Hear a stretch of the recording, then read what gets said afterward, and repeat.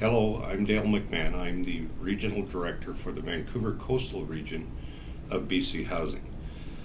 Today we're to talk about portfolio management and some of the issues that we're faced with in the regions around the management of our housing stock.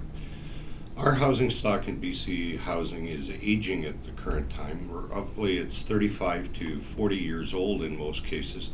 So it's necessary that we take a look at that stock and decide where we're going to go in terms of either fixing the stock, replacing the stock, redeveloping our various sites and developments, or whether we're going to look at reprofiling some of that stock to better meet the needs of the clients that we now serve. The clientele that we're serving has changed over the years, and we're now housing a much more vulnerable tenant, a much more difficult tenant than we did a number of years back. That means that much of our stock is not positioned correctly to be able to meet the needs of that current tenant base. One of the roles of the Portfolio Planning Roundtable is to take a look at the stock of BC Housing and to determine what is the best value that we can achieve from that stock.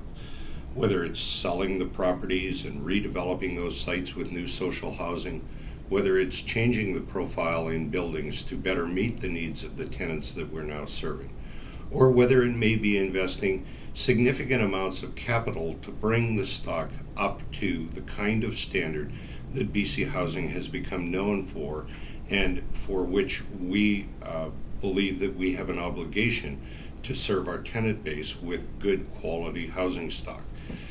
Roger Butcher, the Regional Director for Vancouver Island, and myself represent the Operations Branch on the Portfolio Planning Roundtable.